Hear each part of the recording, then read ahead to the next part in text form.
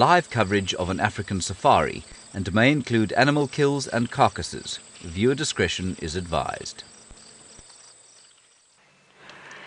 It's a hot, sunny winter's day, a buffalo wallowing in the mud, and this is Safari Live. Ready.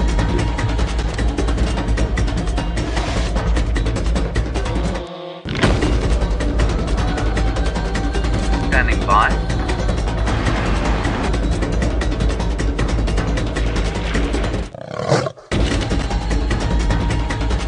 Five, 4, 3, 2, 1. You are live, you are live. Good afternoon everybody, and welcome to this edition of Safari Live. I am starting in a tree. It is a gorgeous autumnal afternoon here, 27 degrees Celsius, 85 degrees Fahrenheit. My name is James Hendry, as many of you will know, and hashtag Safari Live is how you get hold of us. We are, of course, practicing for our Mother's Day special next week, which is very important because mothers are very important to all of us. So we are doing 2 TV shows next weekend from 3 o'clock to 5 o'clock on Saturday and on Sunday, the actual Mother's Day, and that is Central African time. The vagaries of what time that is, Pacific Standard, Mountain Time, Eastern Standard, I have no idea, but you can find them out at WildEarthTV. And there you will find our blogs, and there you will find all of the different times, and we will announce them during the course of the week. So that is the story today. Otherwise, it is a normal drive today, and so without further ado, we're going to go across to an animal that has become very rare indeed in these parts. We haven't been seeing many buffalo around at the moment, but we have got this big buffalo bull. We shall call him Bill. No, we won't call him Bill, of course, but again, welcome to Safari Live. My name is Taylor, and on camera with me today is David, and we are bringing you a live and interactive safari, but I'm sure James has already told you hashtag Safari Live is the way to, of course, get hold of us. So I hope to have some of your questions. Now, as most of you know, I have been searching far and wide for elephants and buffalo for the past week, and we've been very fortunate to tick some elephants off of the list. We did have a couple this morning on the sunrise safari, which was really cool. Even though it was just 3, it was still quite nice. And well, finally we've got ourselves a buffalo bull, and he seems quite content today. We must ask James. Apparently James and Connor went running and they also bumped into a buffalo, and I wonder if it isn't this fella that we're looking at, just because the buffalo are few and far between at the moment. But he's not particularly bothered by us in the car. He's quite happy ruminating, as you can see, chewing with his mouth open, because, as we've said many times, there's no such thing as table manners out here in the bush. And he's enjoying, well, a nice, relaxing day at the spa. Oh, you're going to shuffle now, boy. Now, Donna, you're wondering if buffalo are nearsighted. I would say so. I don't think that they've got the best eyesight. I think they might be even a little bit worse off than the elephants. And the reason why I say this is because every time I've ever had an encounter with a herd of buffalo, so not just one boy on his own, but an entire sort of family group of them, they'll sort of stand and stare at you. They always lift their heads up slightly, which is normally an agitation sign, one of the few warning signs that buffalo give. But it looks like they're sort of squinting at you to try and really make out what you are. No, that's the sort of view that I get from a group of buffalo. However, it's a little bit different when it comes to a single bull like this, encountering him on foot, and especially as he's in a mud wallow and in a drainage line. You wouldn't want to do something like this on purpose, because I think you could find yourself in a little bit of trouble. He might get quite panicked, and as animals do when they do get a fright and they haven't really got the best escape routes, then you know you might get a charge, and well, we hope that that doesn't happen. Well, what we're going to do is we're going to go across to Byron now. He's also driving around on this hot afternoon. Hello everyone, and as Taylor said, my name is Byron, and with me on camera this afternoon is Sebastian. So we are going to try and find a little bit of everything this afternoon. Now, Sebastian and I were lucky. No, Sebastian, were you with me yesterday afternoon, or was that Yeah. with the civet? Yes. Yes, of course. Yes. So it all blurs into one. So maybe our luck continues, but we need to get it to stay on camera for a little bit longer.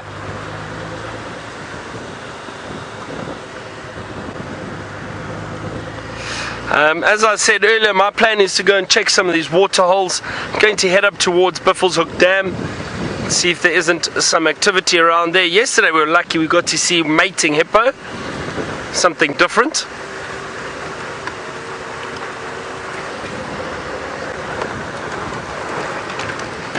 Just going through a bit of a dip here quickly. The signal might jump.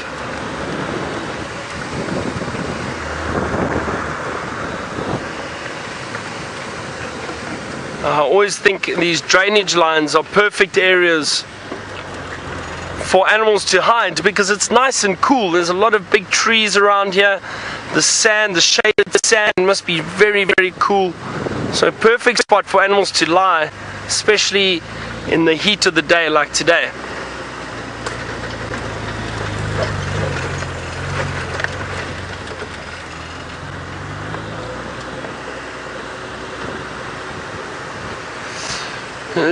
Sharon, we do try and grade the uneven roads to an extent, but the thing with most of the roads is they get used quite regularly, Sharon, so they do kind of maintain themselves to an extent. However, if we have heavy rainfall, it can cause a bit of erosion from the road and also some rutting. Now the ruts basically are from the vehicles driving in the soft soil or in the mud, and that can cause a bit of damage to the road. Then we have got like a land management team that will come out and just grade a section of the road if need be. But the roads themselves generally stay maintained because of the vehicles driving up and down them on a regular basis. And also these little bumps that we are going over, those are known as bolsters. Now the bolsters are there to prevent the runoff or the water runoff from the road on a regular basis. So they pushes the rainwater off to the side to try and prevent the erosion or to prevent the water from staying in the road all the time. So you prevent those ruts. There's kind of a land management or road management program which is done almost annually. It depends. Sometimes it doesn't have to be done that regularly.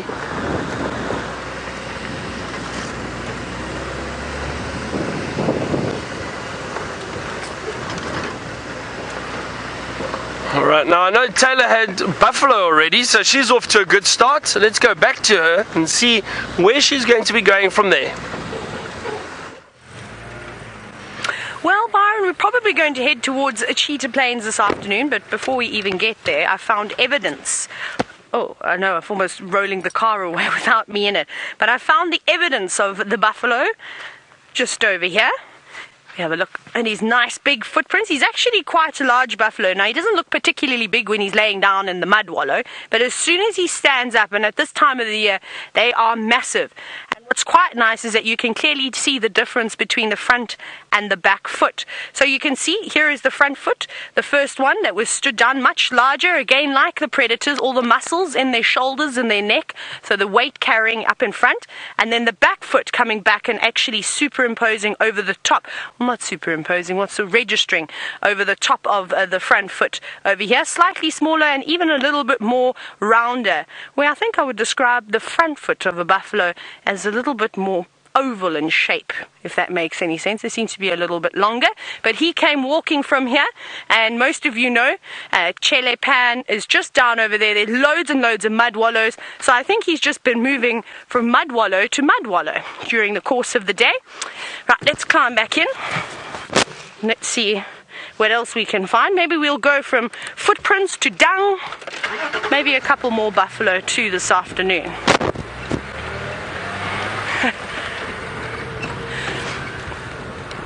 Now, Super Dude, as we drive, let's hang on, before I even get there, look at this. Here he is. This is where he must have been just having a little bit of a wallow.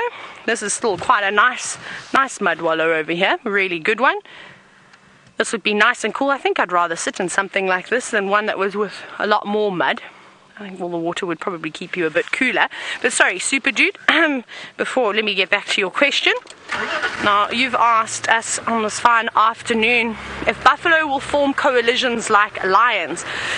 We wouldn't call it a coalition, but buffalo do form bachelor herds, just like kudu, inyala, impala, wildebeest. They all do. Even elephants form these boy groups, these bachelor groups, and they'll move around when they get sort of older, a little bit tired. Every now and then you'll see a younger one in the herd too. Sometimes you see the odd female. We've actually seen that quite often here, where you'll have 4 or 5 males and then one cow, I think maybe a little bit lost. So they do form these groups, and they're particularly the dangerous ones, because after you've spent your entire life living in a family, you can imagine you've got lots of different eyes, ears, and, well, noses to pick up scents of predators with. And when you're on your own, or you've just got a couple of other pairs of eyes and ears to help keep an eye out, well, then it's a little bit of a problem, and I suppose you become a little bit more on the cautious side of things. And that's no good. And like I said earlier when we first started, that's what can get you into a little bit of trouble. So you've really got to be careful of buffalo. Just keep an eye out. As long as you give them distance and you don't get them blocked in, you should be alright. And I always think at this time of the year it must be quite a challenge for the lions to take on the buffalo, because they're at the fittest that they're going to be. You know, we've reached the peak. The grass is now starting to turn yellow. It's starting to get dry. Yesterday afternoon we were having a look at the texture of the grass, and it's not so great.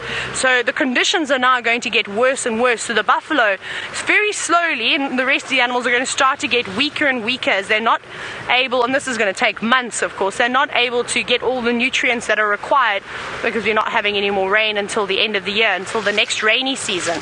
And then the lions of course struggle to catch buffalo now. They get the upper hand.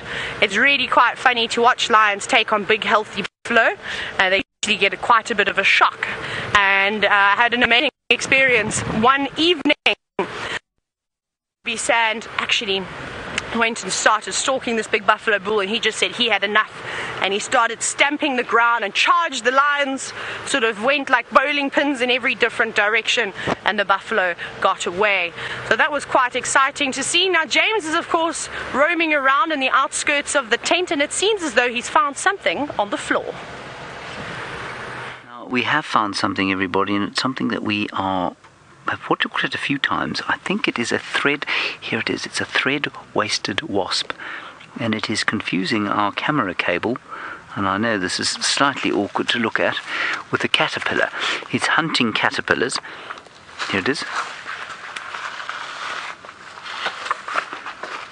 There it is, right there. Oh, come on, come here. It's now stinging the camera cable. It's now going to come and sting Fergus, who's on camera. Oh, this is beautiful. Ferg, just try and see if you can just skim around slightly.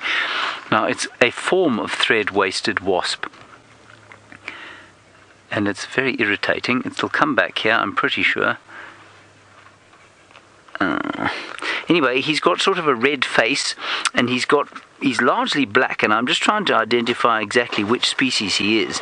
And that's quite difficult, of course, because, well, it doesn't have all the wasps, and of all the insects out here, the Hymenoptera, which include all the wasps, they're probably one of the largest groups. Anyway, he's some form of thread-waisted wasp, like that fellow over there, and these be collecting various forms of caterpillars in amongst the foliage. Good. Mr. Blab, you're wondering if they sting or bite humans. They will almost certainly sting humans. They don't bite. Very few Hymenopterans can bite.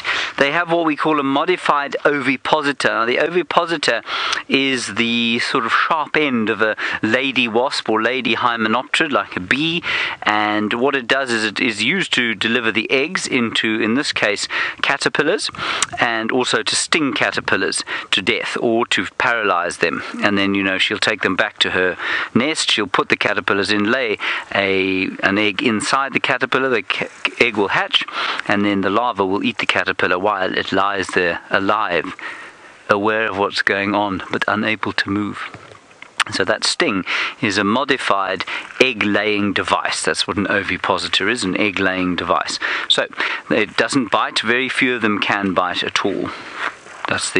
Well, that's not the case of all the hymenopterids. Of course, many hymenopterids can bite because the ants are hymenopterids, and we know that they are well able to bite.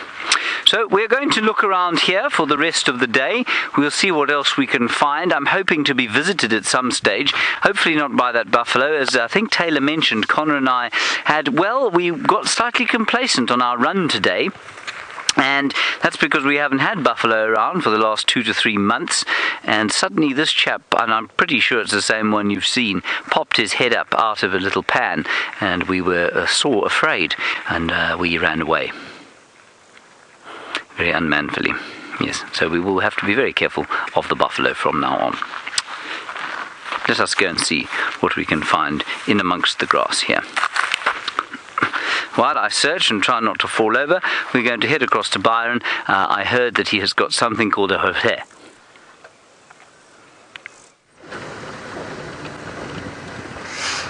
I missed that, James. What did you hear? Anyway, we've got some hippo. I just wonder if this little spot over here is alright.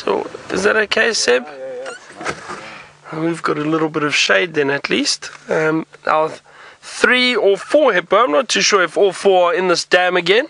Let's have a look. Yesterday we were lucky we had mating hippo here. For the moment I can just see 3.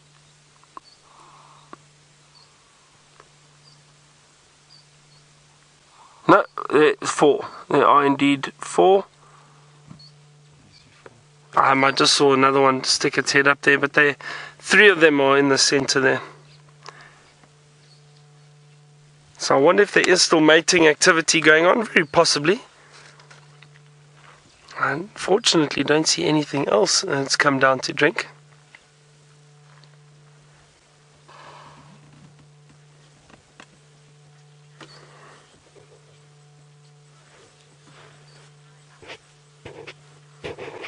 Now, Louis, the hippo will move around quite a lot from one water hole to the other. Some of these dams will keep water right through the winter until the rains next summer. However, if they do dry up quite a bit, there we go, there's the 4th one you see. A wonderful sound from the hippo. So Louis, what will happen though is if some of the dams do dry up completely, then the hippo will move down to the rivers.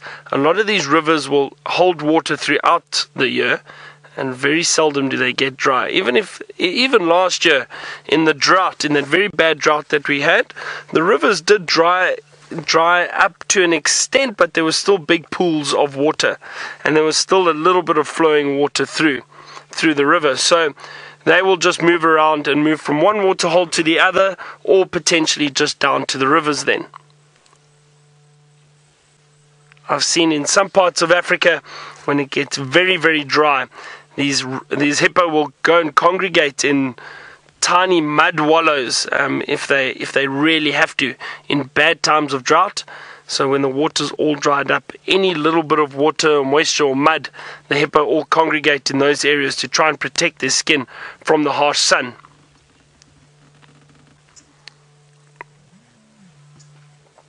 What do you see there, Seb? Nice. Beautiful the glistening of the sun on the water. That's it. Sure. Almost didn't know what it was. It is lovely. Very nice. Alright, we're going to move on from the dam, I think. We'll see what else we can find. Let's head back to Taylor and see where she is now. Well, we're not too far from twin dams, and we found ourselves a herd of elephant. However, they are playing hide and seek with us at the moment. As you can see, they're starting to disappear down in the drainage line. Now, I've just done a quick loop in the Mulwati, and I didn't find any elephants in there just yet. But I suspect that that's the way that they're going. So we might have to do a couple of loops and laps around here to eventually get another view of them, because for the moment, it's proving quite difficult to keep up with them. But we'll eventually get them. Let's start bumbling about quickly, though. Well, like I said, we'll just go round and round until we get them again. Now, as most of you know, we are practicing for TV, so we're going to be doing ad breaks today.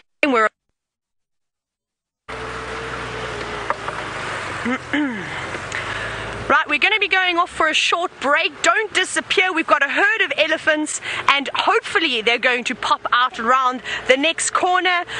Stay tuned and we'll see you soon.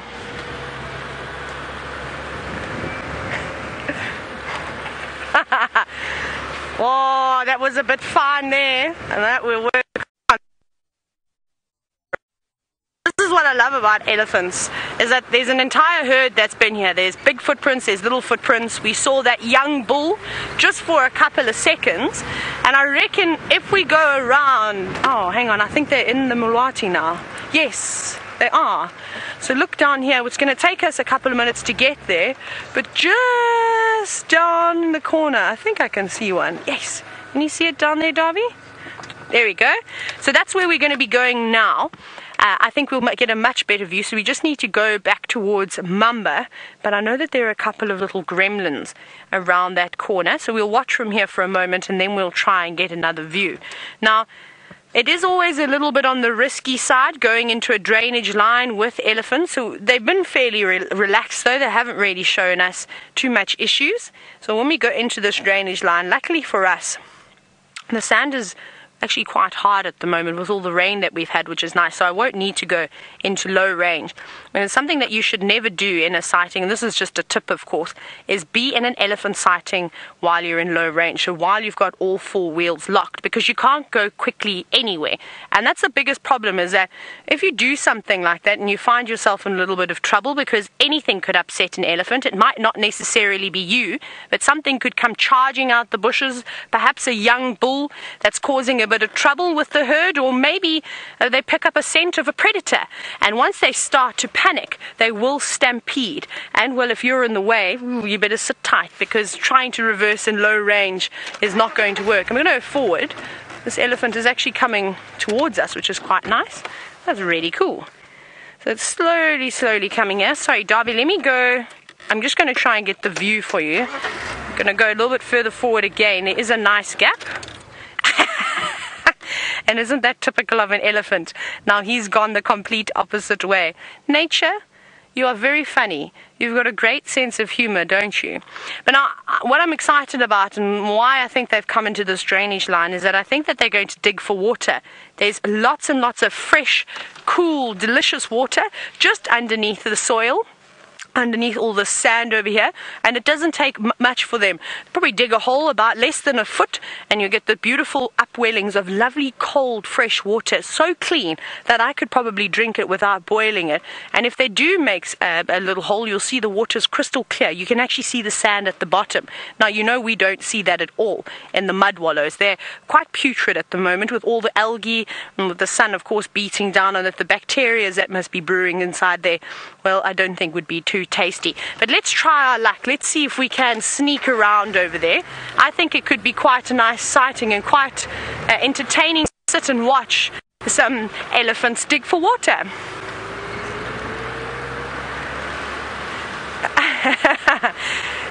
Tesla, who's 6 years old, you said that I did a good job on my ad break. Thank you. I must be honest, my timing was a little bit off there, Tesla, so we'll get better again next time. I don't know why. I think I was getting a little bit distracted. Now, Kirst, I would love to go down here, but I'm a little bit nervous because I know this section can be a bit on the gremlin-ish side. Should we try the kung fu moves that we did this morning? They worked, hey? They did work. Right, let's go. Darby, have you got your hands ready? Got to do karate as you go through here. And try and drive, which can be... And Tesla, I hope you're watching your karate with me. Jackie Chan's my idol. We made it. Woo!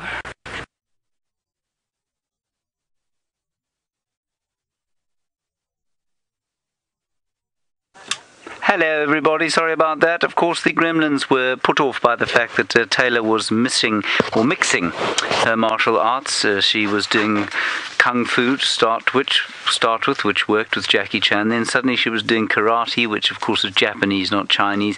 And so I think the gremlins, who are obviously of one or other persuasion, became offended and ended her feed. You don't get MMA gremlins. No, you don't get MMA gremlins, Fergus. They're very definite on which martial art they're part of. But thank you for checking, because I'm sure many of our viewers wondered the same thing.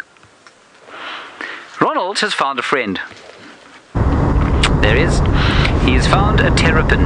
Now, Ronald has had a very torrid time getting down to this position. He was placed roughly 7 days' drive away, and so he's had to get through Wolferia thickets and grass and mud and elephant footprints, and now he is by the water and there's a terrapin. Now, I want to see if we can get a little bit closer, because what this terrapin will do is just duck into the water if we give it any sort of cause for fear. And I wondered, I don't suppose the dam cam has a... Ooh, one terrapin just went in. Alice is operating the dam cam. Alice, can you get us a picture of Ronald? Can you see him? Alice! Alice can't see him at the moment. Right is because you're looking in sort of the right direction there, Alice. I think you need to go a little bit to the right-hand side. Oh, no, the other side of the dam, I'm afraid. Anyway, let's keep going a little bit forward, because the big terrapin showed no signs of irritation at all. And there's another terrapin to the left of the big one. This is fantastic.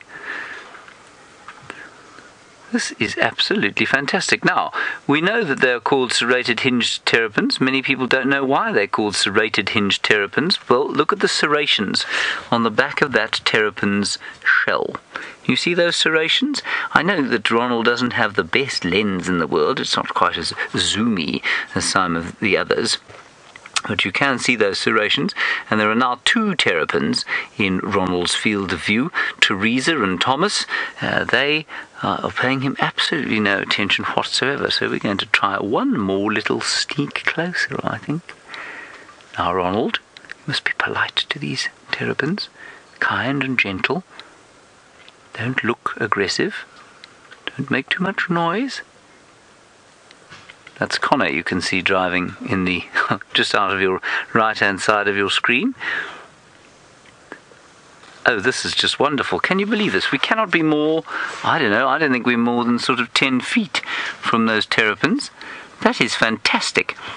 And they're sitting out here in the sun, 27 degrees, as we said, 85 degrees Fahrenheit. I think that is the perfect temperature out here, and I think it's just beautiful. So now we can see just how close they are using the dam camera. That's why Alice couldn't find Ronald. It's because he was behind a thicket. He had to drive through that thicket bravely, stoutly, to get to where he is now.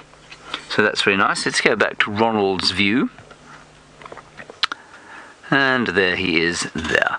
So at this temperature, you'll find that the terrapins will spend sort of half the day in the water, half the day out the water. The water will be nice and warm, and it's just before they start, of course, to estivate. And when the water starts to dry up and it gets a bit colder, they will sort of go into the mud and maybe find a termite mound, and they'll go to sleep for extended periods, like many of the staff at Wild Earth. Let's head across to Taylor, who is with the mining elephants.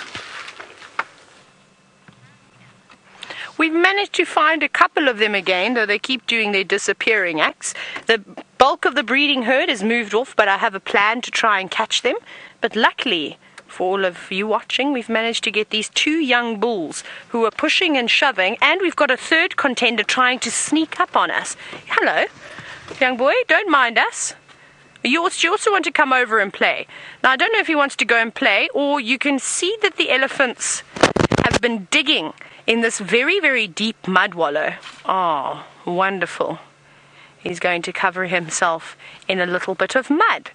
And for those of you who are watching, and I have to have a special mention this afternoon again to Tesla, who is 6 and asked us a question. So, Tesla, I'm not sure if you watch all the time, and maybe you don't know this, but elephants have to cover themselves in mud and in sand to keep themselves nice and cool. And also, if you look very carefully, you'll see that there are lots of flies and lots of bugs moving around at the moment. And they're not great. Even though the elephant has got very, very thick skin, they're still covered in tiny little hairs that are hard like bristles. So every time something sits on them, they can indeed feel it moving around. So the biting insects will be able to bite them, and by covering them in mud, it can actually, well, suffocate all of those ectoparasites. So that's what we would call ticks and mites and things like that, and it will kill them. And then the favorite thing that an elephant will do after it's had a big mud bath, and sort of like what this one is doing now, putting all the small shrubs underneath its legs, is it was actually having a little bit of a scratch. What you doing now? Are you trying to make yourself look big and scary because it's not working? I'm not a little bit intimidated, I'm afraid. But he's not very old. He's quite young. He's playful. He doesn't need mom anymore. Look at him. You're going to fall into that hole, and I'm going to laugh if you do. And he must only be about 15 years old, somewhere around there. Now, Machine Gun, you've said, could he get caught in that hole? He could indeed. And that's actually what I'm a little bit nervous of. I said I would laugh, but I'd also feel very sad if he were to slip in there. But elephants they're not as clumsy, especially at this age. Oh, he threw a piece of bark. That's a bit rude. He is trying to make himself look big and scary, trying to intimidate us. So, yes, if he were to slide down there, I think that it would be quite difficult. And maybe if he moves away, we can drive the car just a little bit up there to have a look to see how deep it actually is. Now, he might even be all right, but a young elephant calf, if they got too close and fell in, oh my goodness, it would be an absolute disaster. The little one would trumpet and scream and panic. All the adults would come rushing to its side, trying to help it out. And I've seen so much footage. I've never seen it in real life, though, where elephant calves have got stuck in the mud. And I've demonstrated to you once before. I think, Darby, was you at one bushwalk with me when we threw the rock into the muddy... well, what used to be a little pan where the nest cam is, and outside Vuyatela Lodge, and you saw how it just absorbed that rock, and that would do the same thing with an elephant. Actually, let's go and see. Let's go on a little bit of an adventure. Now, I'm not going to go too far off-road. I'm literally going to go about 2 meters while we wait for the big elephant bulls, well, the bigger elephant bulls, to come through, but I'm quite interested to see how deep this mud wallow is. I think that they've been working on it and digging into it for quite some time. We're going to just go up here. Oh, it's not so bad. Okay. Sorry, Wendy makes a horrific noise when you try and turn her anywhere. Oh, so it's actually not too bad at all. From where we are, and on the other side of the bank that we can see, it was actually quite steep. But luckily, the side closest to us is quite shallow. And I think that it would be okay. And if an elephant were to fall in there, it would be a very sticky situation. But I'm sure that they'd be able to pull themselves out just to this sort of section just down over here. And they could happily walk out. But luckily for us, no elephants are going to get stuck in here this afternoon. We're going to wait for those 2 elephant bulls behind us to come out and play. James, however, has got one of the prettier things you can find out on safari. I've got a flower, everybody, and then I'm going to take you back to look at Ronald, because Ronald has found even more friendies. Oh, gosh, I'm getting so old, Fergus. Is that not a beautiful flower? And it is the flower, if I'm not mistaken, of a butalon, or the elephant's ear.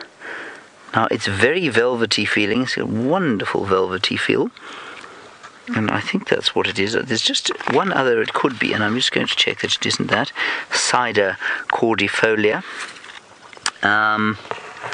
Oh, yes, maybe that's what it is, the flannel weed.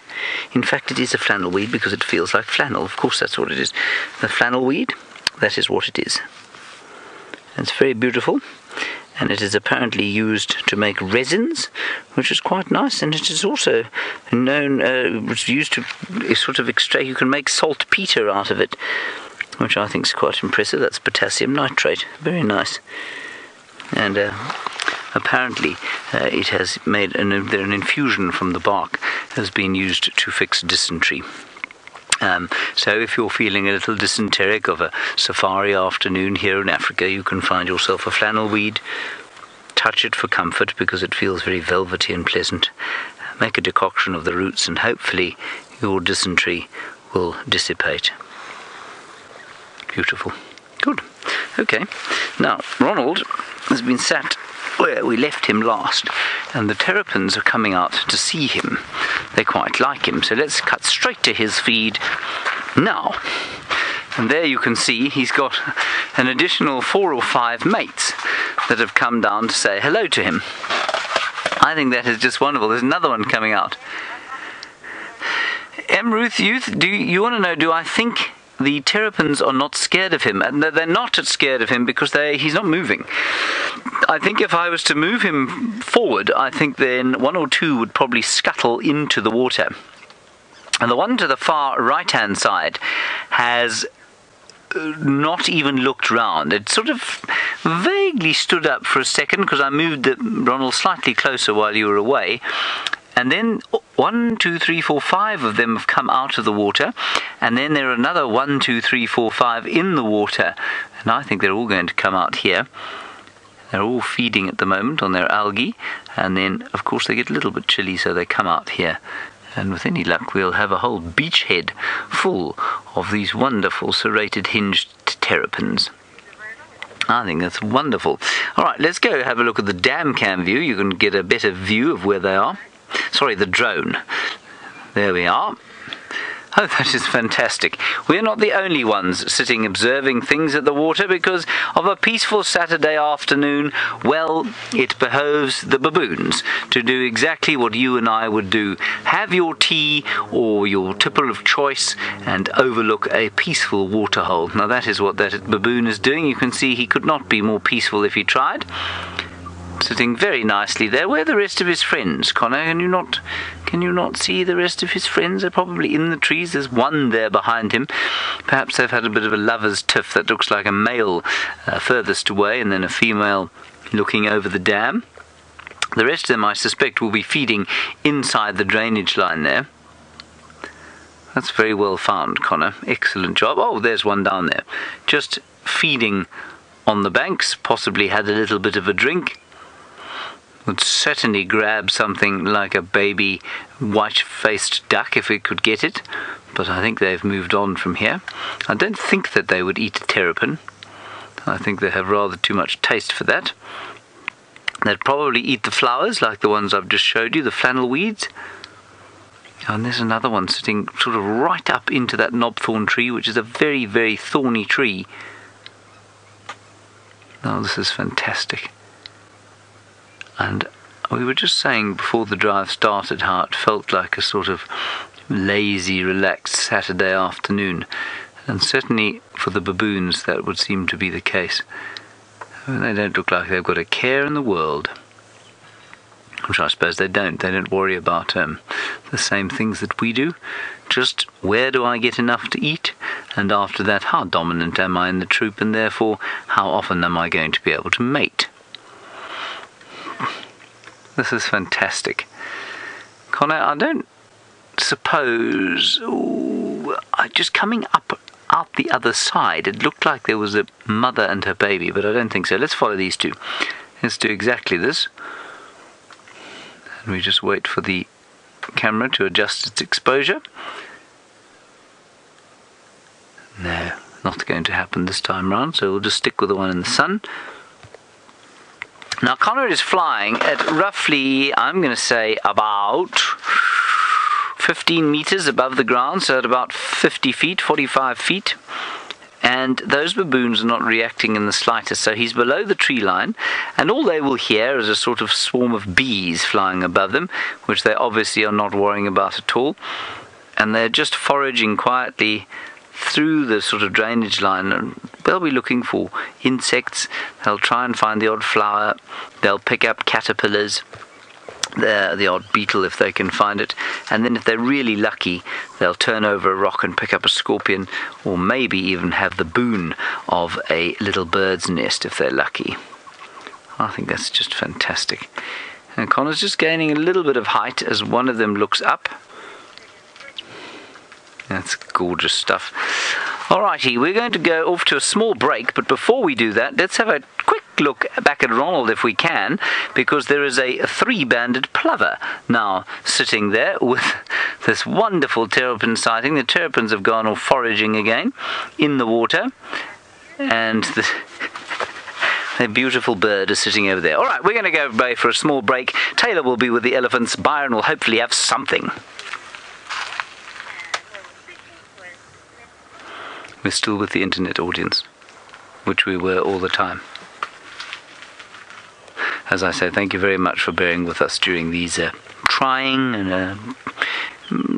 times of rehearsal. It is very necessary, and we appreciate your patience. I just want to go... Oh no, he's gone away. The bird is gone. Let us go across to Byron, who has managed to find himself something. Finally, we've found something. I'm sure you have all been missing us. It's been the Taylor and James show this afternoon, but we've got some young Waterbuck. Very young Waterbuck. It's actually a lovely sight of all three of them. The one on the left looks quite muscular already. Look at that.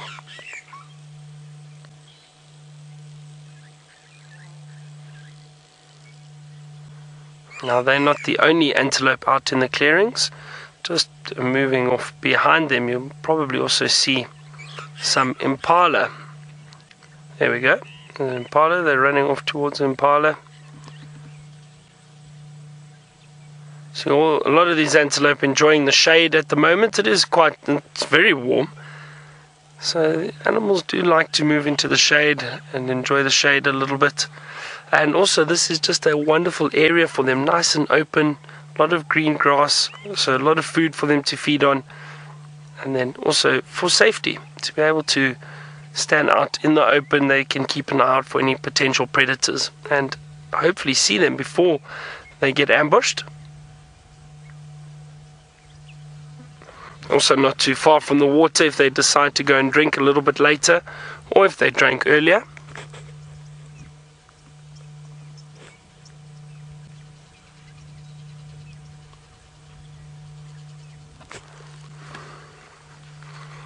Now we're almost down at Chitwa Dam, so I'm going to make my way down there and see what else we can find. I'm sure there are a number of hippo. I'm hoping we might find a crocodile or two out on the bank.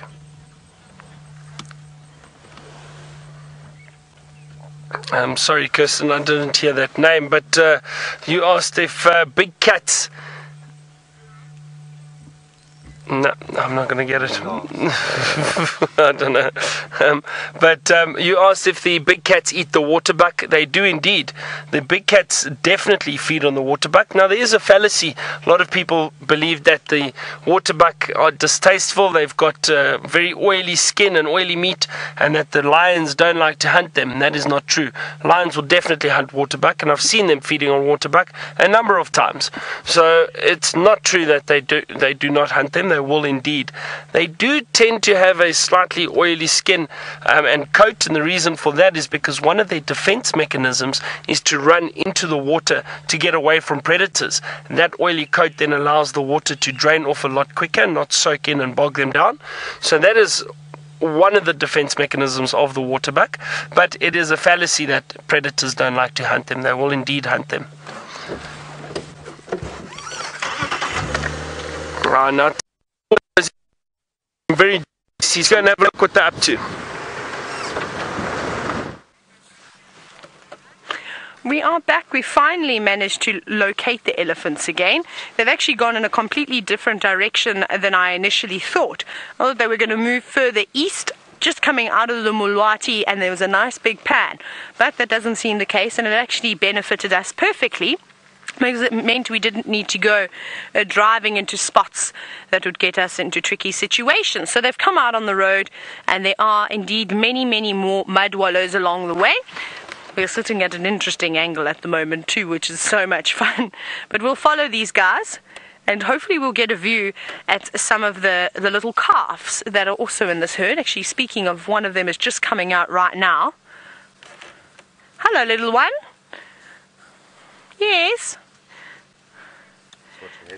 No, I'm interested to see what this little one is doing. I'm just watching. You can see it's got its ears flared slightly.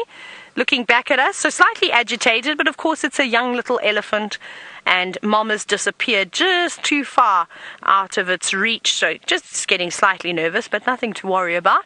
Cool, let's quickly reposition. Let's catch up with the main herd. The rest of them are coming now. Now, we are in an ad break, a pretend ad break, of course, so we're going to be coming out of it shortly. So I will pretend to welcome you all back. Hello, guys.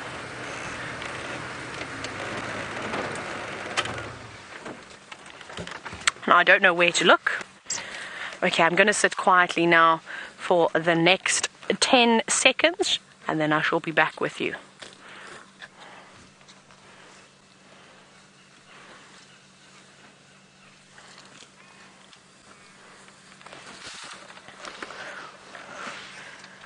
Welcome back, everybody. We've managed to relocate on the breeding herd of elephants, and as you can see, we are now surrounded by them. How fantastic is this? They're very relaxed, so even though they are quite close to the car, they're approaching us, and there is nothing to worry about. These animals are completely wild, of course, just in case you are wondering. We don't feed them, we don't pet them. Nature lets them do their own thing, and with us interacting with them for so long, really, we are able to get this close. And this is one of my favorite animals in the whole wide world. So to have herds of elephants, big ones, small ones, medium-sized ones, walk just a couple of feet from your car is one of the most amazing things, and it's an easy way to get your adrenaline pumping. Some of you may enjoy skydiving, maybe some bungee jumping, but if you want to get my adrenaline pumping, put me out in the bush with all these wild animals, and it really, really is spectacular. Not only is it, of course, great for the adrenaline, but it also brings a beautiful sensation to my heart as well to see wild animals. Now, this little one is actually being quite curious, and, well, also again trying to act all big and brave. But what we're going to go and do now, we're going to take a different view with the drone from the sky. Just let's go straight up to the sky. There we are. Look at that. Connor is following a grey heron as it comes down, sinks to the water to see if it can find itself a fish or a frog or something like that. That's the old pan that we pump when this water dries out. Isn't that a gorgeous shot? And there it has landed. Now we'll see if Connor can do a little sort of swing around it. That's a grey heron, and they spend a lot of their time standing around doing not very much, and that's because I think that their diets are very rich in good food, in good fish and in good frogs, which of course are extremely rich in nutrients and take a bit of time to digest, a little bit like a raptor or a lion or a leopard. A meaty diet takes a while to digest, and so they do quite a lot of standing around. They don't have to forage all the time. That one, of course, has just relieved itself, probably on account of the fact that it knows I'm talking about it, and so it has just got rid of some waste products. Now, Connor, are you able to go around it in the tree? That would be wonderful. It is aware of the drone, so just, you're seeing it watching the drone, and now it's flown down towards the water. Oh, that's just beautiful. Let's head towards the impala there, if we don't mind, Connor, or where we can wait and see if this thing lands there. There we go, he's landed on another dead tree. That's just wonderful. That's where the baboons were. They've all sort of headed down into the drainage line there. And you can see that things are starting to dry a little bit. Just starting to turn from that very lovely emerald green colour, and now they're starting to turn slightly yellower green. Oh, great. And of course we do need to know where little Hosana is, and we must keep an eye out around the dam for the course of this afternoon, because little Hosana is not far from here. And I imagine that he will come down and have a drink at some stage. Unfortunately, Ronald is now showing what can only be described as the blues, and so he's not going to see Hosana at the moment. But that heron is in prime position to be looking for gorgeous Hosana. Sorry, you excuse my back, everybody. I'm just looking out here because a whole lot of oxpeckers have started calling. Okay, we're going to try and find out what those oxpeckers were calling at. While we do that, Byron has managed to get himself to an enormous body of water. I have indeed, James. We're down at the beautiful Chitwa Dam, Chitwa Dam. And we've got our resident hippo around here, a nice pod of hippo. They're all out on this side at the moment, but there are a lot of little birds here too currently, and one bird that I think you will all enjoy because I haven't seen this before on Safari Live, but there's a spur-winged goose. I'm not sure when last you saw one, but that's nice. It's a spur-winged goose. It's funny, they're usually in flocks. We'll just see the one here at the moment. And the spur, S-P-U-R, spur-winged goose.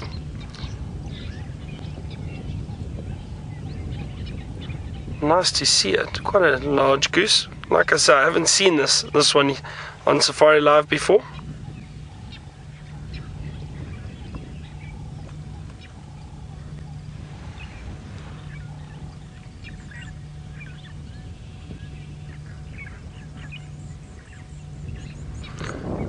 Now this is also quite interesting. Oh, there's a lot of hippo activity here in front of us. Look at that.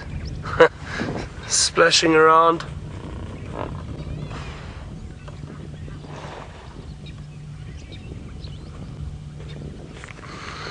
Now there are also little birds sitting right here, Seb, just off to my right.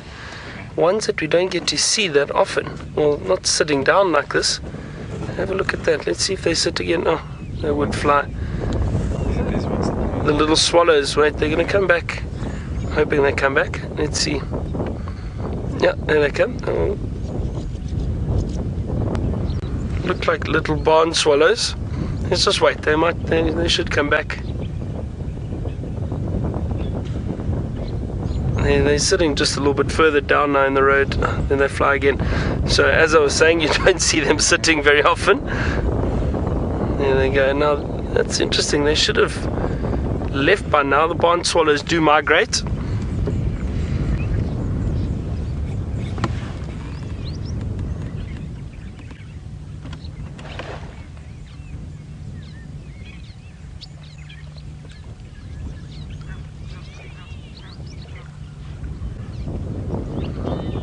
There's such a nice cool breeze coming off of this dam at the moment. It's very pleasant sitting here.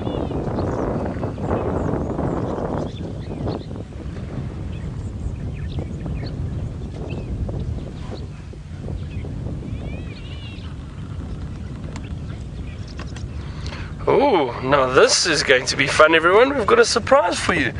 So we're not going to Taylor or James. We're going to go to Brent.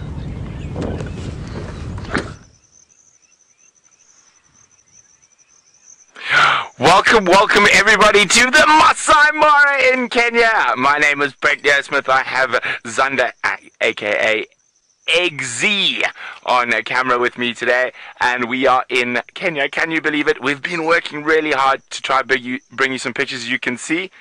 You'll see this is not our normal filming vehicle. We've fortunately been helped by Angama. We're using one of their vehicles, and we've got Douglas, who's one of their best guides, on the back with me, making sure I don't get lost or do anything silly. But we do have a Masai giraffe for you. There we go, a lovely, beautiful female Masai giraffe. I know a lot of you are lovers of giraffe, and you are going to love the Mara, because we probably see 200 to 300 giraffe a day while we're driving around. And the biggest group I've seen so far is 40. At this moment there are only 2, but while we're out this morning we managed to find some lions, and they belong to the Angama pride, which I think is a pride of lions we're going to be spending a lot of time with. There are currently 4 females and 7 cubs, but one of them is mating with one of the dominant males in a coalition somewhere in this area. So we're going to be meandering on a little bit. Ooh, what's that in the grass? Oh, it's a warthog. I got excited. The grass is very long, as you can see. The wildebeest haven't arrived, and once they do, they're going to be able to flatten the grass, and we'll be able to see a bit more. Now, I don't know, Eggsy, if you come across here, we've got a gap through here. Now, we're going to look down here. We're looking down towards the Mara River. There were probably about 300 elephants spread across here earlier today. I can see at least 3 different herds. I mean, get my binoculars. And we always used to talk about how important looking with your binoculars was when we were at cheetah plains. It has now become the most important thing. Because of all this grass, it's near impossible to track actual tracks. So we're going to be... Oh, I see. Are those vultures on the ground? No, they're not. But yes, you see lots of Ellies there. So we are going to slowly meander our way down there. We're hopefully going to catch up with the lions before we get there. But this is very, very exciting. Isn't this wonderful? We get to meet a whole host of new animals, new species, new characters. And it is just the most complete different world to what? Oh, what gave the giraffe a fright? Oh, the warthog! The warthog gave the giraffe a fright. The giraffe just took off and staring into the grass. And Betty is wondering, is that the same species of giraffe we get at Djuma? No, it is not, Betty. It is a subspecies. And if you look carefully at its exquisite coat, it is very different markings. It is called the Masai giraffe. And there's the culprit. If we come across to the left, eggs that gave that poor giraffe heart failure. She's gone back to feeding. But the warthog is running along the edge of those croton thickets. Oh no, eggs. It's gone now, don't worry. Right. To the right, eggs. Sorry, the warthog has disappeared. We will be seeing lots and lots of warthog. You can just see him on the edge of those thickets. Eggs' tail occasionally pops out. Ah, alas. He has made himself vanishing. But anyway, wonderful way to start. So we're going to start moving further forward. And we're going to try to see if we can get our first, or maybe not the first, I think you might have seen them with James, but our first view, or my first view, live of the Angama Pride of Lions. While we do that, let's jump back on board with Byron, who's sitting at Chitwa. Thank you, Brent. Isn't that amazing to go from South Africa all the way to East Africa to the Mara and then back here again? Now we've got a beautiful pied kingfisher too. There's a lot of birds here at the moment, different birds that we haven't seen for quite some time. I haven't seen a pied kingfisher here before. Oh, watch, there it goes. Watch, there he goes. There, have you got him? Yeah. There, watch, he's probably going to drop down quite quickly. Let's see. See that hovering, looking for potential food in the water. Any fish? Sure. Gone. Very fast. Very, very fast. Yeah, these are wire-tailed swallows. But sorry, I'm just looking at some swallows that I'm identifying while there's birds flying around. So that's still the pied kingfisher. Well done, Seb. Jeez, that's not easy. Not an easy one to follow. No, look at that. Amazing. Amazing. So we've got the pied kingfisher, and then those little swallows are sitting there now on the bank, the wire-tailed swallows, just over there. Can you see them? There they are. Yeah. Those are wire-tailed swallows. So they finally sat for us, not barn swallows, because, as I said, I thought they would have left by now, and the barn swallows have left. These look similar, except under the throat, you see they are completely pale, whereas the barn swallows have got a little bit of blue under the throat, or rufous and blue right under the throat, and these are completely white, the wire-tailed swallows. So it's nice to see them. So we've got this species of swallow here, and then I actually heard and can see some others also in this area. Up at the top of that tree, those are lesser striped swallows. There we go. See, those are different ones. You might be able to see some of the streaking just underneath. So those are lesser striped swallows. And Nice to see these wire-tailed swallows, and then of course that spur-winged goose who has moved off, I think, has he? Oh no, he's lying down, or she's lying down where she was, basically, just in the shade of that tree at the water's edge. You might be able to see it. Is it a little bit left, a little bit more, sorry, a little bit right? I think just, yeah, keep going right, keep going. Oh, There, okay. there we go. Yeah, it's hiding. There's a blacksmith lapwing in front of it. Yeah. So great bird life around this dam this afternoon. Often tend to see different birds here. Now we used to have those pratincoles, the collared pratincoles around here. They've moved off. Do seasonal movements within Southern Africa and South Africa, so they've probably just moved off to another area. But nice to see the kingfisher, the two different swallows, spur-winged goose, the hippo snorting so that I don't forget them. Ah, good. Now I hear a lot of you viewers getting new birds for your bird list. Fantastic, I'm happy about that. That's always good. There's the Egyptian geese on the other side of the bank, quite far. I'm just scanning with my binoculars at the moment while we're watching the hippo, just to see if there's anything else around.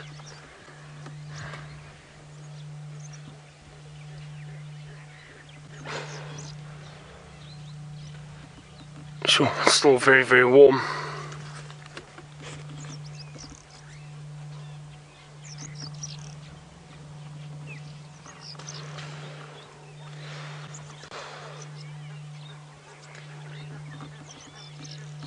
Nice reverse nest there.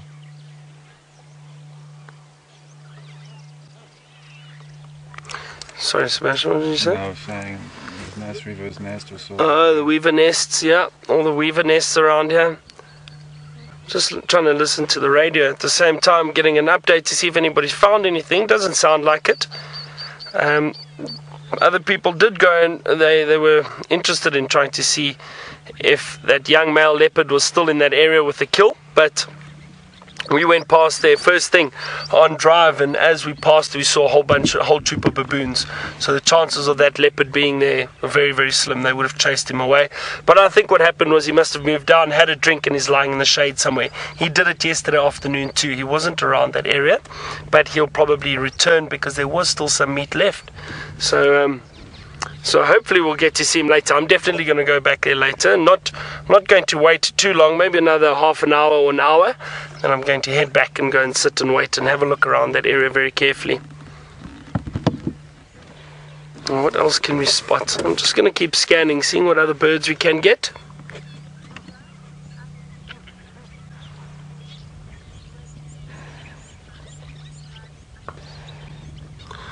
Driving up to leopards, you've said what age, or you've asked what age can the baby hippo be independent of the mothers. Now I'm not too sure. I think it's about 6 or 8 months that they kind of stop suckling a little bit. No, it's actually, if I'm not mistaken, so I think I stand to correction, I think it's longer than that, because the young hippo, for 2 to 3 years, they'll stay close to the mother.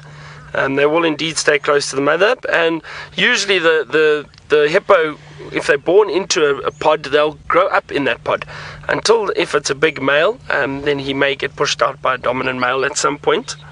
But the females will all stay within the family group, within the pod.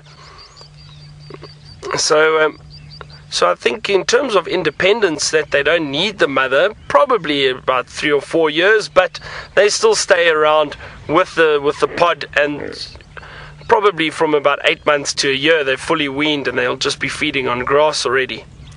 Now let's head back to Taylor, who apparently still has those wonderful elephant. We are now literally surrounded by elephants. What we did is they disappeared into the thicket and we lost view of them.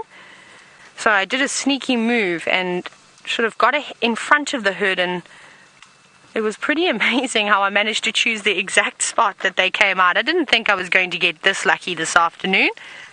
And I think after my days of having no elephants, they've all decided, right, Taylor, we'll let you see us and we'll put on the most fantastic show. Oh, look at the little one, just catching up.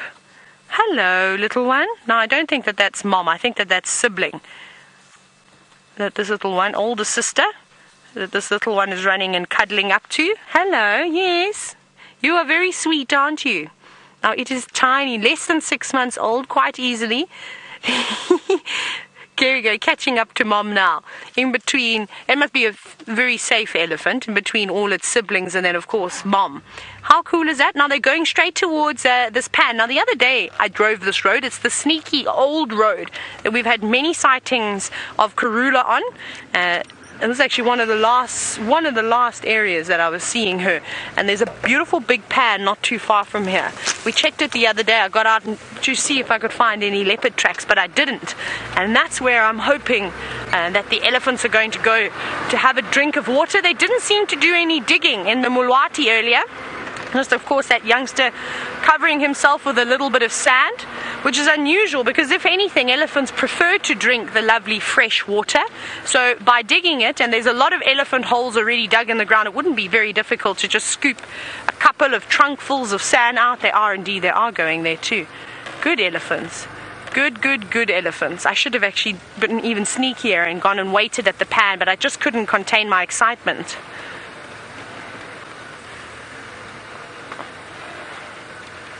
Now, Super Dude, you're wondering if elephant bulls in must would hurt other animals just sort of out of aggression?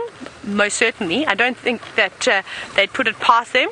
They'll often take their frustrations out on other animals. I'm going to poke my nose in here, and I think we'll be able to see over the tall grass. So yes, they would. I don't think it's very common though, but you can't rule anything like that out. There was an interesting video that's been doing its rounds on social media of a big elephant bull unfortunately behaving horrifically towards an elephant calf, a tiny elephant calf. And I think I spoke about this the other day from Addo.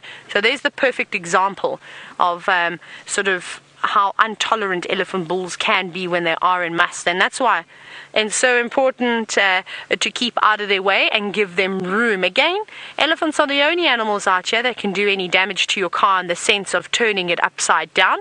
So it's important that you pay them the respect that they are due. Hello, little one. You're having a great time, aren't you? They don't all seem to be interested in this muddy water. Just a couple of the youngsters.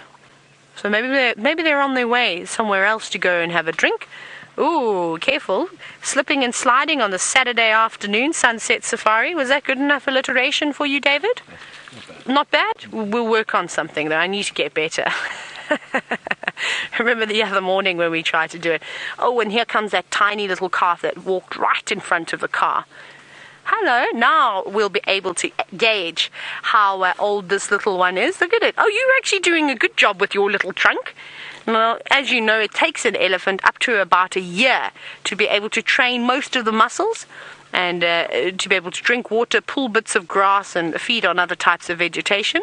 I don't think it actually got much water. I think it was just more practicing the action, muscle memory. And you can see that this older elephant does a sterling job. Definitely got all those muscles trained and easily able to control its trunk and spray the mud on either side. Now this is always an interesting track to go and look at afterwards, where an elephant has been standing, to see the dry patch.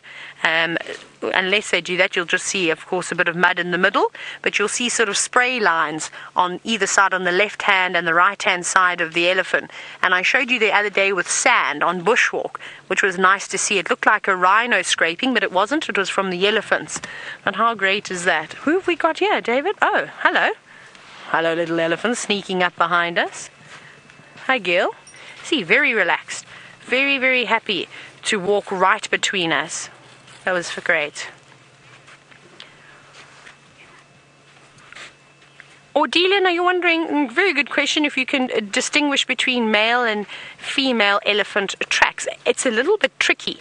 What you'd have to do, I'm trying to think, of course, a big elephant bull's tracks is very easy to tell the difference between, just purely by size. I think it would be difficult when they're a teenager.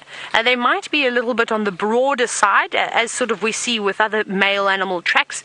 Female tracks tend to be a little bit sort of more slight, if that makes any sense. But maybe if we can find some nice elephant tracks in the sand, perhaps we can sort of decide together if you can. Like I said, big elephant bull, very easy, just because they're enormous feet, and you very rarely get cows with big feet like elephant bulls. I don't actually think you ever do. And I've seen some really big cows in my life. She's having a good bath, this cow too. She's showing the whole lot how you're supposed to have a mud bath, aren't you? And I can't believe she just snuck behind us. I didn't even hear her coming. So that just shows you how comfortable and how relaxed she is. No calves with her though. I'll check behind me to see if there's any more straddlers. We know, stragglers. We know we had those young elephant bulls that were pushing each other around earlier. They've still got to come through. I haven't seen them just yet. And you won't believe it, down into the Mulwati they go for the second time. And I don't blame them. I'd love to go and sit down there this afternoon. It'll be nice and cool. Wonderful. Wasn't that cool? Wow.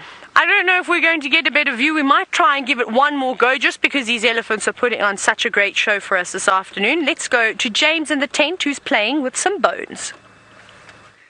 It's not the bone I'm playing with, it's nature taking over again, and of course young William the warthog still making a contribution to nature. Can you see it in there, Ferg? Mm-hmm. Just see it. Look inside there. That is what I think, from my attempts at identifying it, is a Van Son's gecko. We're just struggling a little bit with the focus. I'm having a little focus turn here. There we go. Can you see the little gecko's head? That is very cool to see. Now, we will obviously not disturb this too much. We'll put it back exactly where it was, because if this is little Van Son's gecko's home, then chances are there's some eggies inside there as well. How wonderful is that?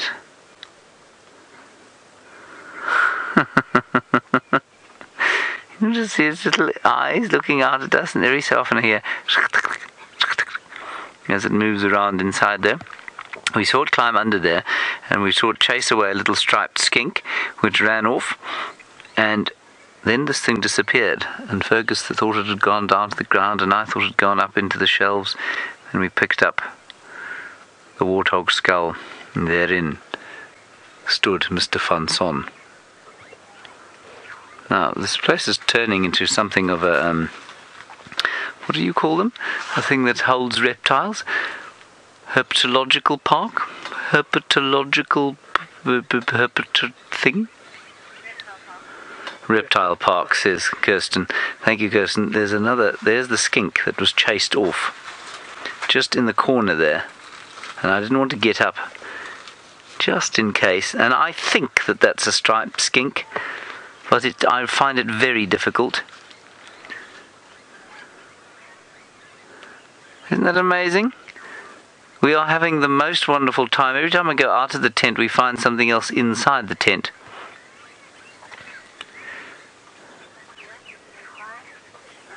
Alrighty, I can see that my friend Byron is looking at something that seems to be eating something else.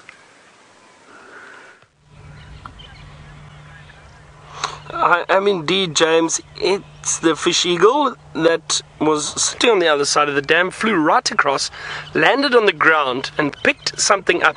I couldn't see what it was, and it's feeding in the tree now, but I'm not sure what it was. I don't know if it was a little lizard or a little terrapin. I can't tell, and it's just because those talons are holding it down, but just on the other side of the branch.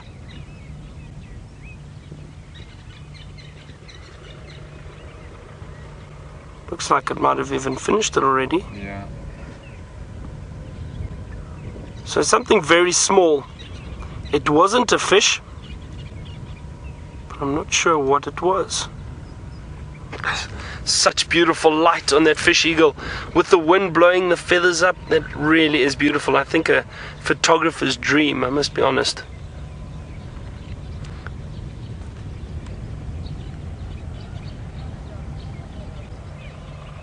The contrast of that bright white with that dark tree in the background. Very beautiful. So, as I said, I'm not entirely sure what it did catch, but it looked like possibly a lizard or a terrapin. Something just on the bank of the water. But for it to see it from across the dam is incredible. I don't know how it did that. Also, from the angle it was sitting at, don't know, how did it do that, Seb? Sure, I don't know. It's amazing, eh? Oh. Very interesting. Oh, watch, there goes the eagle. Oh, yes. Did it catch something? Not sure. No, I think it just missed. Oh, this is exciting. This is exciting. All right, well, I'm going to sit with this fish eagle. We'll see if it takes off again. But Brent, all the way in the Mara, has got some cats for you.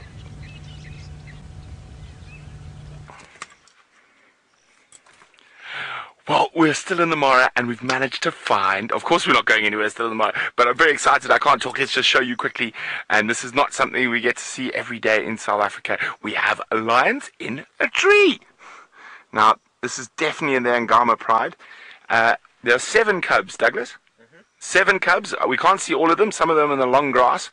But there are some cubs up in a shepherd's tree. And then there are at least... So there's 4 adults and there's females in this pride, 7 cubs, and then there's a coalition of 4 adult male lions that have sired these cubs. So this is definitely the pride of lions we're probably going to be spending a lot of time with. They are right below where our camp is, so this is very exciting stuff. Oh, I might have to move the vehicle a little bit. There's another car coming. Let's just see if I have to move.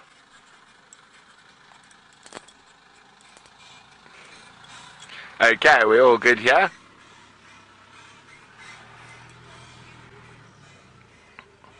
Hi Phyllis! Phyllis is wondering what's the time difference between Djuma and the Mara. We are an hour ahead, so what time is it at Djuma? I think it's, what time is it, Eggs? 4:15. It's 4:15 here. No, it's 5:15 there. It's 5:15 here, so 4:15 at Djuma. And those lions are looking very relaxed in the tree. I'm just going to get my binos up. So there are 2 cubs at least. At the lower, and I think there could be an adult up higher. 1 adult to the bottom on the right, and there's at least 2 to the left of the tree. Now this is where we only saw 1 adult female this morning. Now that doesn't mean the others weren't there. As I said, this is an area where we are unable to off-road at the moment. We're just going to stick. It's been lots of rain, so it's very sticky and wet. So we're going to keep our distance. There is also a report of a mating pair of lions that was seen earlier around, not too far from here, but we definitely couldn't pass up at introducing you to the Angama Pride cubs for the first time. It is absolutely spectacular, and there's very few ways to be able to describe this ecosystem. It is just mind-boggling. Well, Chai Connie is wondering, how old do I think they are? Ooh. Look at them playing in the tree. Sorry guys, getting sidetracked.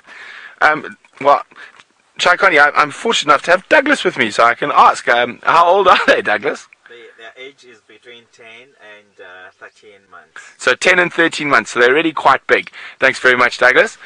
So already quite big. As I said, they're quite far away. Whoopsie, I'm making a mess out, as always. But yeah, you can see what, that female up on the left, Eggs. Look at it. Look how she's lying in that tree. Now, the main reason the lions of the Mara quite often will be found in trees, and particularly at certain times of the year, is due to all the biting flies. And if they get a little bit of elevation, get a bit of breeze, and that helps a lot to alleviate all the bites. And what did you say? Shepherd's trees are their most favourite. Yeah, they love the shepherd tree. There we go. So, shepherd's tree is their most favourite tree to climb regularly. So isn't this splendid? Oh, down one goes. One of the little cubs is down. Gonna go greet.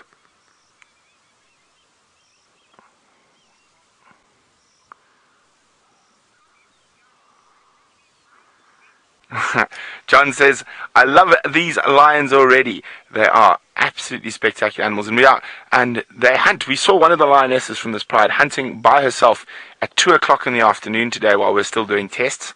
So it is incredible. And I think at this time of the year they're very active throughout the day. To describe the temperature at the moment, I would say it's blissful. It's not too hot, it's not too cold. It's probably around 23 or 24 degrees Celsius. There's a light breeze. It is just magnificent weather. And being on the equator and being as high as we are, you do experience sort of very temperate weather throughout the year. You don't have those massively big changes during winter and summer like you do in southern Africa.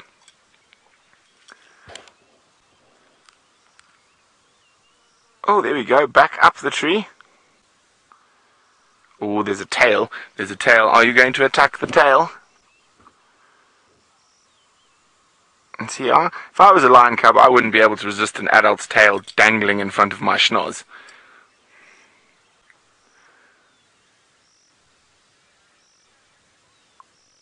Isn't this splendid? Oh, yeah.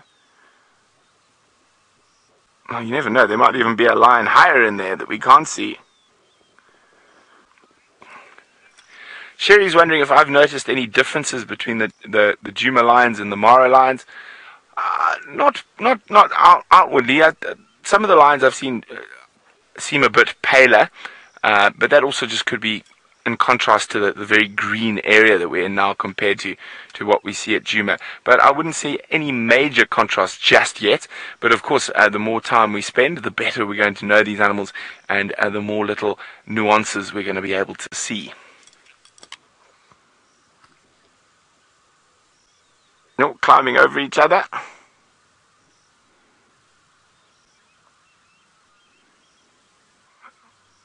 Oh, isn't this just magic? Oh, and I've even forgotten all my housekeeping. Final Control is going to be upset with me. Remember, hashtag Safari Live if you want to ask us any questions. I would love to hear from you. And we are live from the Mara Triangle in Kenya. And we're with the Angama Pride of Lions. And this is absolutely amazing. What a way to have our first live drive. We've had some Masai giraffe, and just around the corner we've come across what's going to be a really important pride of lions for us. Now I'm going to get Eggsy to show you quickly where our camp is. Can we get it from here, Eggs? So straight up that gully there. So there we go. So in that little gully up there, that's where the new Final Control and everything's going to be. So that's where we've driven down from, and just get the lodge. So there's Angama Mara, and so this is that whole area between that the escarpment and where we are now is this lion's home range, and they do spread a little bit further to the north and south, but they seem to be, well, since we've been here in this area all the time. Now we're gonna probably chat for a little bit longer. While we do that, let's go back to the highly entertaining Commander Bond in his bush office.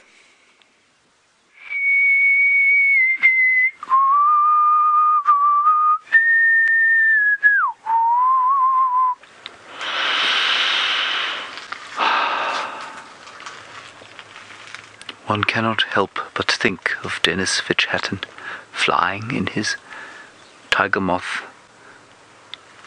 with Karen Blixen sitting in front of him, them holding hands, beholding that exact view that you have just seen over there, with the John Barry's Immortal soundtrack playing in the background.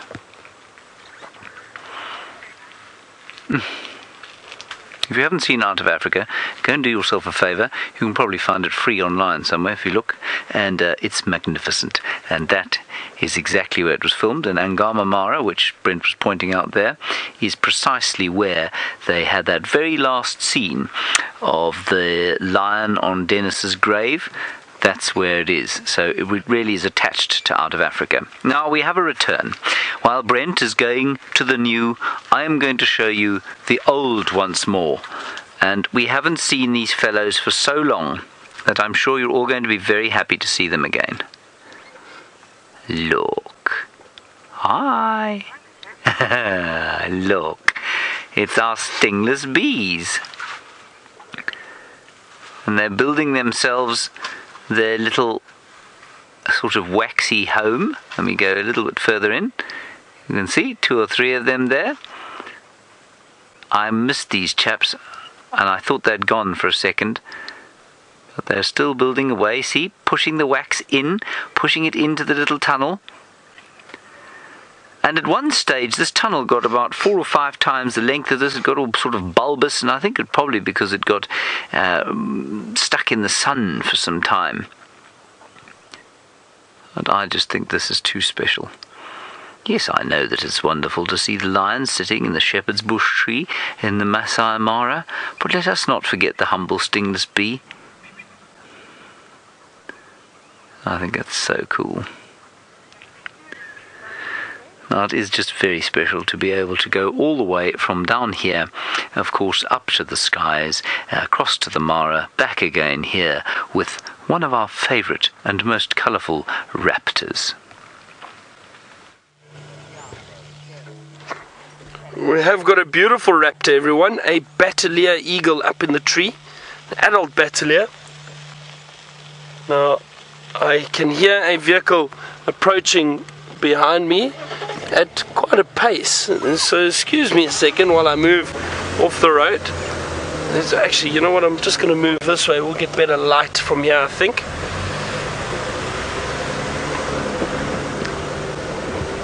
Lovely, lovely eagle. Oh no, Bateleur. Oh, hang on, is there another one there? Wait for me. We'll get you another view of this eagle, don't worry.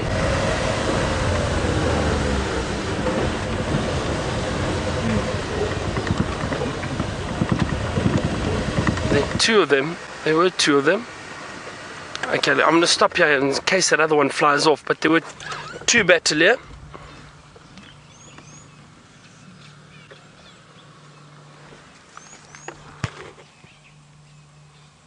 You can see those colors beautifully now. Peter, there are a number of birds that migrate from the Kruger, or rather from southern Africa all the way to kind of Central and North Africa, and then some all the way to Europe. So we've got a number of different species of birds that migrate. Just off the top of my head, a few species I can name for you are the cuckoos. All the cuckoos migrate. Woodland kingfisher, Wahlberg's eagles. What else? The European roller. So there are a number of migratory species which do migrate from here away for the winter. The barn swallows, we spoke about them earlier. So there are a number of bird species that do migrate, and then in the summer, our summer months, they return. So from about October, November, they then return down to this area, and they spend the summer months down here, and then winter again, off they go, and they migrate north. Look at the beautiful red face of that Bateleur. Again, this is perfect light on it. Now, I think this is a male, purely because I saw the other one take off and it looked like it had more white under the wing. Now, under the wing, the Bateleur, the female, has got a lot more white with a thin black stripe, and the males have got basically half black, half white under the wing. So let's see if he takes, it looks like it might want to take off soon.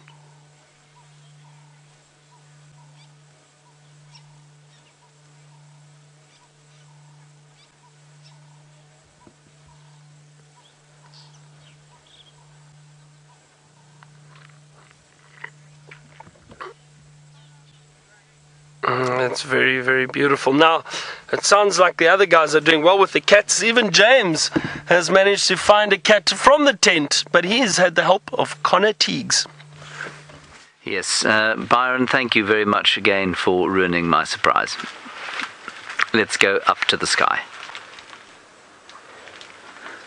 Now, everybody, Connor, very cleverly, has managed to find a little male leopard.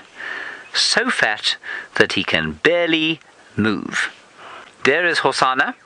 I have yet to go to this sighting, so I'm not sure exactly which tree his pantry is in. But there he is, and you can see, even at this distance, he is panting so heavily that he can barely move. So he's done a fantastic job of catching and killing that impala. He's devoured it. He's managed to stash it without, stash it away from all of the scavengers that come around here. And so he's done a really exceptional, very mature job of this particular meal that he's created for himself. Created here, and that's a really bad word. Destroyed for himself. And I don't know, it was in a big silver cluster leaf, I think, that he'd hidden it all. Anyway, somewhere around there. And what a great job he's doing. Taylor will come up towards this sighting, and she will hopefully get a better view of him from the vehicle. But isn't that fun? And all he can hear, of course, is some bees flying around above him. So he'll look up every so often, in the same way that he'll look up every so often if there's a vehicle sitting there with people talking. So I'm not in the slightest bit worried that he's being disturbed, because he's not moving, and he's not worried at all.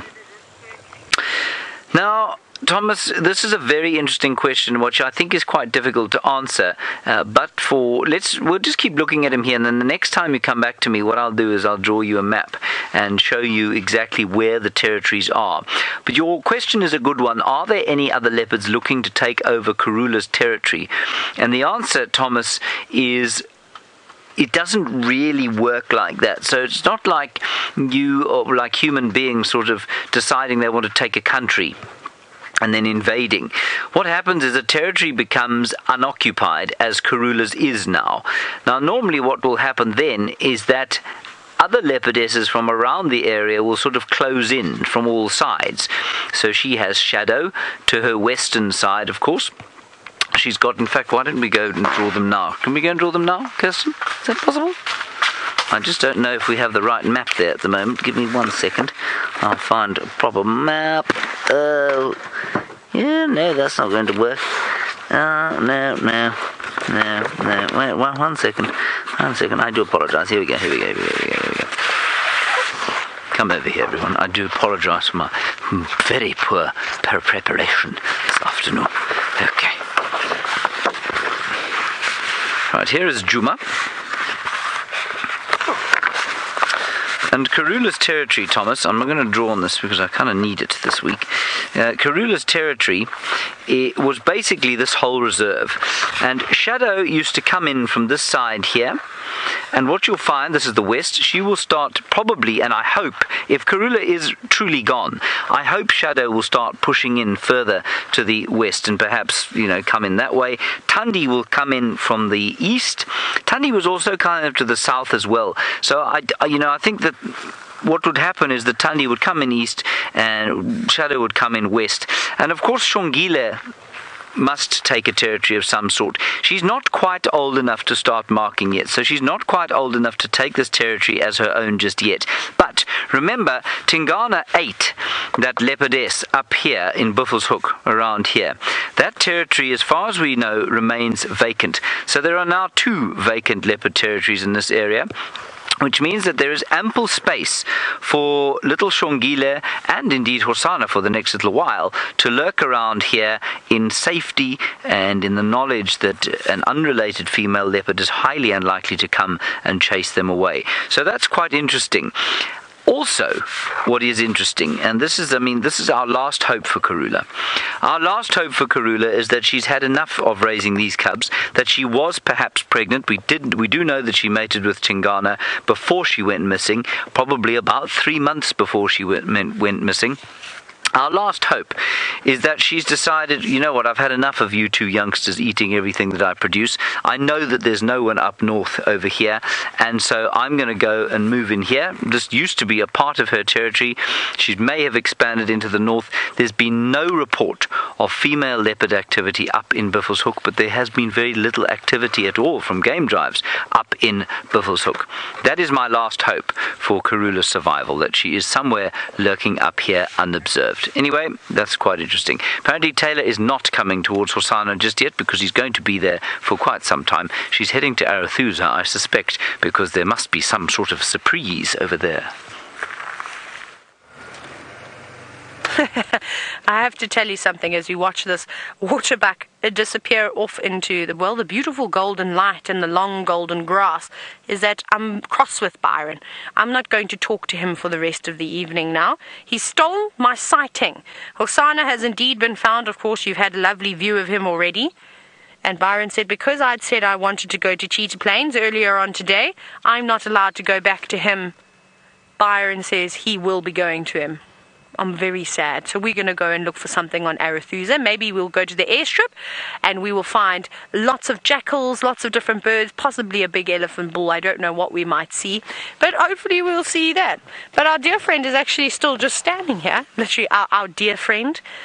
Sometimes I wish I was in an area where there were deer and we could use these jokes all the time. But isn't he beautiful? Ooh. Very interesting. Now, Claire, you're wondering if this Waterbuck would be sort of quite hot with all of the long hair that it has got, with this extreme heat. I don't think so. I think that they're so accustomed to the heat up here. Most of the year it is boiling hot. During the winter months, I'm sure that they enjoy it a little bit because they do have very, very long coats, but not to this particular temperature. However, if you were to and I've actually experienced this, we used to have an Alaskan Malamute cross timber wolf growing up, and he'd come from a wolf sanctuary. We'd rescued him, and we lived on a big property. Because he's not used to heat, Malamutes and Timberwolves are cold weather, snow. You bring them to South Africa, you can definitely see the problem. They get something called myelocitis, which is a skin condition like a heat rash, and you have to treat it with cortisone. But this Waterbuck was born here. It doesn't know any different to the temperatures that we get. So I think it will be okay. And if it is hot, Waterbuck love water. You'll often see them going into water. I've seen many male, particularly the big male Waterbucks, fighting in water, which is quite bizarre. So if they were hot, they could go down and cool themselves.